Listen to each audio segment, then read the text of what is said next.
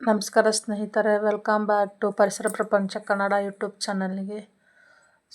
ಇವತ್ತಿನ ಒಂದು ವಿಡಿಯೋ ಬಂದುಬಿಟ್ಟು 2 ಧಾರ್ಮಿಕ ಕ್ಷೇತ್ರಗಳ ಬಗ್ಗೆ ಒಂದು ಮಾಹಿತಿಯನ್ನು ಕೊಡ್ತಕ್ಕಂಥದ್ದು. ಕೊನೆವರೆಗೆ ನೋಡಿ ನನ್ನ ಪರಿಸರ ಪ್ರಪಂಚ ಕನ್ನಡ ಯೂಟ್ಯೂಬನ್ನು ಲೈಕ್ ಮಾಡಿ, ಶೇರ್ ಮಾಡಿ ಅಂತ ಹೇಳ್ತಾ, ಆಲ್ರೆಡಿ ನಿಮಗೆ ಗೊತ್ತೇ ಇರ್ಬೋದು ನೋಡಿ, ಇದು ಪವಾಡ ಪುರುಷ ಕರಿಬಸವೇಶ್ವರ ಸನ್ನಿಧಾನ ಉಕ್ಕಡಗತ್ರಿ.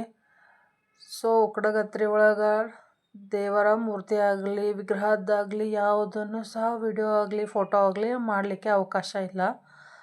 ಆಚೆ ಕಡೆಯಿಂದನೇ ಅದರ ಸ್ವಚ್ಛತೆ ಬಗ್ಗೆ ಆಗಿರ್ಬೋದು, ಅಲ್ಲಿನ ಒಂದು ನೈರ್ಮಲ್ಯತೆ ಹೇಗಿದೆ ಅನ್ನೋದು ಸಹ ಈ ವಿಡಿಯೋ ಮೂಲಕ ತಿಳಿಸೋ ಒಂದು ಪ್ರಯತ್ನ ಮಾಡ್ತಾ ಇದ್ದೀನಿ. ದಯವಿಟ್ಟು ಯಾರೆಲ್ಲ ನನ್ನ ಪರಿಸರ ಪ್ರಪಂಚ ಕನ್ನಡ ಯೂಟ್ಯೂಬನ್ನು ಮೊದಲಿಗೆ ನೋಡ್ತಾ ಇದ್ದೀರಿ, ಸಬ್ಸ್ಕ್ರೈಬ್ ಮಾಡಿ, ಹಾಗೆ ಲೈಕ್ ಮಾಡಿ ಅಂತ ಹೇಳ್ತಾ, ನೋಡಿ ಕರಿಬಸಜ್ಜ ಅಂದರೆ ಈ ಅಜ್ಜನವರ ದೇವಸ್ಥಾನ ಬಂದು ರಾಣೆಬೆನ್ನೂರು ತಾಲೂಕು ಅಂತಲೂ ಹೇಳ್ತಾರೆ, ಹರಿಹರ ತಾಲೂಕು ಅಂತಲೂ ಹೇಳ್ತಾರೆ. ನಾವು ಹರಿಹರ ಮೂಲಕ ಹೋಗಿದ್ದು. ಹರಿಹರ ಮೂಲಕ ಹೋದರೆ ಒಂದು 21 ಕಿಲೋಮೀಟ್ರ್ ಅಂತರದಲ್ಲಿ ಇರ್ತಕ್ಕಂಥದ್ದು. ಸ್ನೇಹಿತರೆ, ಸೋಮವಾರ ಸಿಕ್ಕಾಪಟ್ಟೆ ರಶ್ ಇರುತ್ತೆ, ಸೋಮವಾರ ಅಮಾವಾಸ್ಯೆ ದಿವಸ.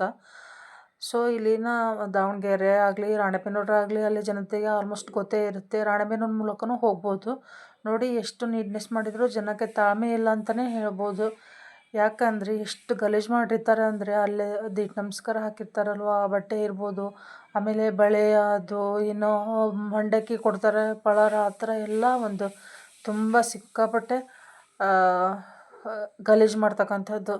ದೇವಸ್ಥಾನ ಅಂದರೆ ಏನು ಅನ್ನೋ ಒಂದು ಮಿನಿಮಮ್ ಕಾಮನ್ ಸೆನ್ಸ್ ಸಹಿತ ಹೋಗಿರುತ್ತೆ. ನೋಡಿ ಅಲ್ಲಿ ಎಷ್ಟು ಊಟಕ್ಕೆ ಸಹಿತ ಇರಲ್ಲ ಕೆಲವೊಬ್ಬರಿಗೆ. ನೋಡಿ ಅಲ್ಲಿ ಎಷ್ಟು ದಾನಿಗಳನ್ನ ಆಹಾರವನ್ನು ಕೇವಲವಾಗಿ ಚೆಲ್ಲಿರ್ತಕ್ಕಂಥದ್ದು ದೇವರ ಹೆಸರಲ್ಲಿ.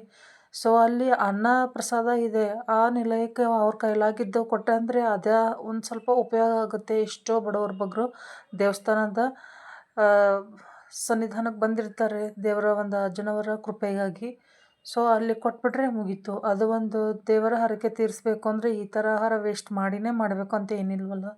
ನೋಡಿ ಆ ದೇವಸ್ಥಾನದ ಆವರಣ ತುಂಬ ದೊಡ್ಡದಂದ್ರೆ ದೊಡ್ಡದಿದೆ, ಹಾಗೆ ರಶ್ನೂ ಇರುತ್ತೆ.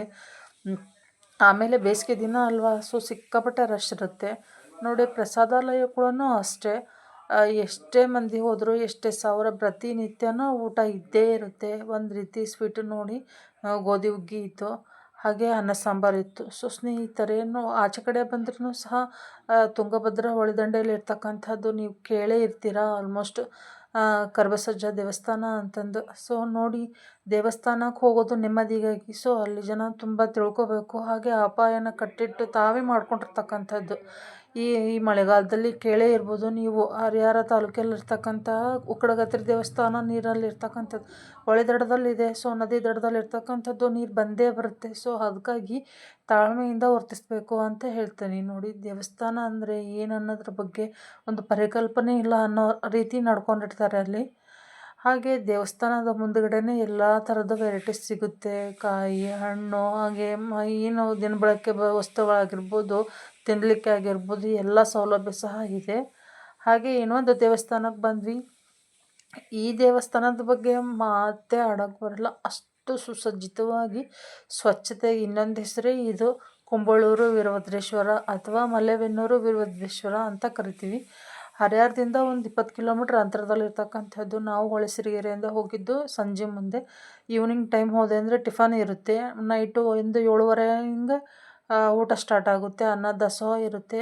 ಅಲ್ಲಿನೂ ಸಹ ದೇವಸ್ಥಾನದ ಒಳಗಡೆ ವಿಗ್ರಹ ಆಗಲಿ ಅಥವಾ ದೇವರ ಮೂರ್ತಿಯಾಗಲಿ ಯಾವುದಕ್ಕೂ ವಿಡಿಯೋ ಮಾಡಲಿಕ್ಕೂ ಫೋಟೋ ತೆಗಿಲಿಕ್ಕೂ ಅವಕಾಶ ಇರಲಿಲ್ಲ. ಹಾಗೇನಾದರೂ ಮಾಡಿದರೆ 5,000 ರೂಪಾಯಿ ದಂಡ ಇತ್ತು. ಈ ದೇವಸ್ಥಾನ ಆಲ್ಮೋಸ್ಟ್ ನಮ್ಮ ದಾವಣಗೆರೆ ಜನತೆಗೆ ಗೊತ್ತೇ ಇರುತ್ತೆ. ತುಂಬ ಅದ್ಭುತವಾಗಿರ್ತಕ್ಕಂಥದ್ದು. ಎಷ್ಟು ವಿಶಾಲವಾಗಿ ಶಾಂತಿಯುತವಾಗಿದೆ ಅಂದರೆ ದೇವಸ್ಥಾನ, ಕೂತ್ಕೊಂಡ್ರೆ ಎದ್ದು ಬರಲಿಕ್ಕೆ ಮನಸ್ಸಾಗಲ್ಲ, ಅಷ್ಟು ಅದ್ಭುತವಾಗಿದೆ.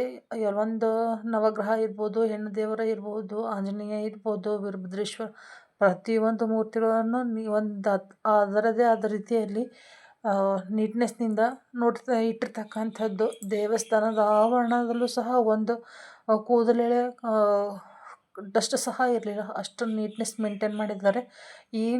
ಈ ಥರ ನೋಡಲಿಕ್ಕೆ ತುಂಬ ಇಷ್ಟ ಆಗುತ್ತೆ. ಮೇನ್ ರೋಡ್ಗೆ ಇದೆ. ಮಲೆಬೆನ್ನೂರಿಗೆ ಹೋಗ್ತಕ್ಕಂಥ ದಾರಿಯಲ್ಲಿ ಮೇನ್ ರೋಡಿಗೆ ಇರ್ತಕ್ಕಂಥದ್ದು ವೀರಭದ್ರೇಶ್ವರ ದೇವಸ್ಥಾನ. ಅದ್ಭುತವಾಗಿರ್ತಕ್ಕಂಥದ್ದು ನೋಡಿ, ಎಷ್ಟು ಎತ್ತರದಲ್ಲಿ ಮಾಡಿರ್ತಕ್ಕಂಥದ್ದು ಕದಗಳ ವಿನ್ಯಾಸನ. ಸೊ ಅಲ್ಲಿಯೂ ಸಹ ಅನ್ನಪ್ರಸಾದ ಇತ್ತು. ಈ ಒಂದು ಧಾರ್ಮಿಕ ಕ್ಷೇತ್ರಗಳು ನೋಡಲೇಬೇಕು. ನನಗೆ ಈ ಥರ ಒಂದು ಧಾರ್ಮಿಕ ಕ್ಷೇತ್ರಗಳಿಗಾಗಲಿ, ನನಗೆ ದೈವ ಭಕ್ತಿ, ಆಮೇಲೆ ದೇವರ ಮೇಲೆ ಏನೋ ಒಂದು ಅಪಾರವಾದ ನಂಬಿಕೆ. ಸೊ ಹಾಗಾಗಿ ನಾನು ಈ ಥರ ದೇವಸ್ಥಾನಗಳಿಗೆ ಹೋದಾಗ ಮುಂಚೆಯಿಂದಲೂ ನಾನು ಈ ಥರ ವೀಡಿಯೋಸ್ನ ಮಾಡೋ ಒಂದು ಹವ್ಯಾಸ ಇದ್ದೇ ಇತ್ತು. ಸೊ ಇವಾಗ ಯೂಟ್ಯೂಬ್ ಸ್ಟಾರ್ಟ್ ಮಾಡಿದಾಗಿಂದ ಮತ್ತೊಂದು ಜಾಸ್ತಿ ಆಗಿದೆ. ಸೊ ಇದು ಒಂದು ನನ್ನ ಹವ್ಯಾಸನ ನೀವು ಇನ್ನೂ ಜಾಸ್ತಿ ಸಬ್ಸ್ಕ್ರೈಬ್ ಮೂಲಕ ನನಗೊಂದು ಸಪೋರ್ಟ್ ಮಾಡಿ ಅಂತ ಹೇಳ್ತೀನಿ. ಸೊ ನೋಡಿ, ಸುತ್ತಲಿನ ಪರಿಸರ ರಾತ್ರಿ ಒಂದು 8 ಗಂಟೆ ಸುಮಾರಿಗೆ ಇದು ನೋಡಿ. ಅನ್ನ ದಾಸೋಹ ಸಹ ಇತ್ತು, ಅಲ್ಲಿನೂ ಸಹ ಅಷ್ಟೇ ನೀಟ್ನೆಸ್ ಇತ್ತು. ಚೇರ್ ಮತ್ತು ಟೇಬಲ್ ಸಹ ವ್ಯವಸ್ಥೆ ಇತ್ತು. ಹಾಗೆ ಪಕ್ಕಕ್ಕೆ ಶೌಚಾಲಯನೂ ಕೂಡ ಅಲ್ಲಿ ನೀರಿನಿಂದ ತುಂಬ ಸುಸಜ್ಜಿತವಾಗಿರ್ತಕ್ಕಂಥ ದೇವಸ್ಥಾನ ಅಂದರೆ ಮಲೆಬೆನ್ನೂರು ವೀರಭದ್ರೇಶ್ವರ ದೇವಸ್ಥಾನ ಅಂತಲೇ ಹೇಳ್ಬೋದು ಸ್ನೇಹಿತರೆ. ಈ ವಿಡಿಯೋ ನಿಮಗೆ ಇಷ್ಟ ಆಗಿತ್ತು ಅಂತ ತಿಳ್ಕೊತೀನಿ. ಸೊ ದಯವಿಟ್ಟು ಈ ಪರಿಸರ ಪ್ರಪಂಚ ಕನ್ನಡ ಯೂಟ್ಯೂಬನ್ನು ಕೊನೆಯವರೆಗೆ ನೋಡಿ, ನನ್ನ ಒಂದು ಯೂಟ್ಯೂಬನ್ನು ಸಪೋರ್ಟ್ ಮಾಡಿ ಅಂತ ಹೇಳ್ತಾ ಈ ವಿಡಿಯೋನ ಇಲ್ಲಿ ಎಂಡ್ ಮಾಡ್ತಾ ಇದ್ದೀನಿ. ಸೊ ಲಾಸ್ಟಲ್ಲಿ ಆಗಿರ್ತಕ್ಕಂಥದ್ದು ಇದು ದೇವಸ್ಥಾನದ ಸುತ್ತಮುತ್ತ ಆವರಣದಲ್ಲಿ ಇಷ್ಟು ಸುರಕ್ಷಿತವಾಗಿ ಹಾಗೆ ಒಂದು ಸುಸಜ್ಜಿತವಾಗಿ ಇರ್ತಕ್ಕಂಥ ದೇವಸ್ಥಾನ ಅಂತಲೇ ಹೇಳ್ತೀನಿ. ಮತ್ತೊಂದು ವಿಡಿಯೋದೊಂದಿಗೆ ಸಿಗೋಣ ಸ್ನೇಹಿತರೆ. ಧನ್ಯವಾದಗಳು.